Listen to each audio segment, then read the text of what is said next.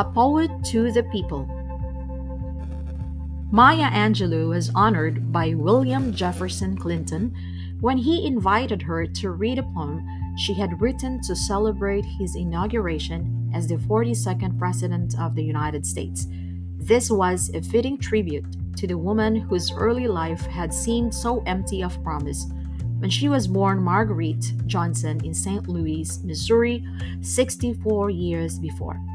She sums up that life concisely in these lines from one of her poems. Birthing is hard, and dying is mean, and living's a trial in between.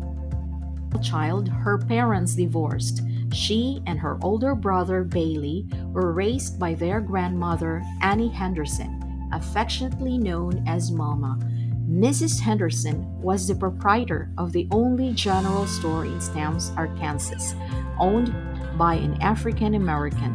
In her first book, I Know Why the Caged Bird Sings, Angelou evokes Mama's powerful presence as she lovingly describes the way her grandmother coped with the bigotry and racial hatred that was widespread in the country in the 1930s. It was this resilience that most impressed Angelou and which she herself tried to emulate throughout her life. Bigotry involved a visit to the dentist. Angelou was suffering from an excruciating toothache.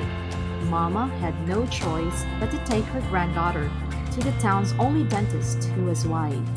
When she asked him to treat the little girl's toothache, he rebuffed her, using extremely demeaning language. He told her that he would rather put his hand in a dog's mouth than treat a black person. Mama reminded him that she had helped him in the past by making him interest-free loans. Now she was asking a favor in return. But he brusquely asserted that his debts had been paid. He ordered her to leave. After taking her grandchild out of the office, Mama returned and stood her ground. She demanded that the dentist pay her a fair rate of interest on the loans she had made him. Finally, he handed over $10, a large sum in those days. Only then did she depart, her dignity intact. She traveled over 30 miles with her granddaughter to Texarkana, where the nearest African American dentist practiced. When Angelou was 8 years old, she and her brother went to live with their mother in St. Louis. There, her mother's boyfriend abused her. He threatened to harm Bailey if she told anyone. When Angelou became ill, her mother discovered the despicable abuse. The boyfriend was brought to trial and convicted, but the shock of the experience left Angelou unable to speak for several years.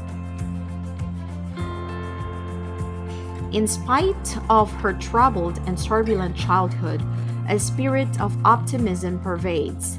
I Know Why the Caged Bird Sings. In it, Angelou pays tribute to those who helped and encouraged her. Among them was a neighbor named Bertha Flowers. She gave Angelou books and introduced her to the pleasures of reading poetry, drama, and great novels. As a result of Flowers' influence, Angelou became an avid reader.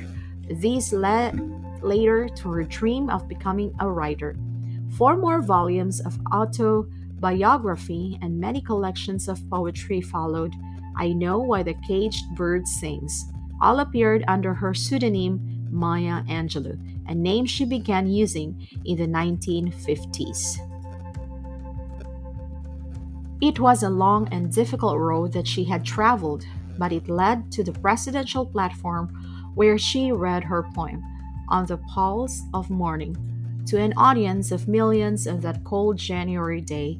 Angelou had triumphed over many difficulties, strengthened by the deep faith expressed in these lines from the poem.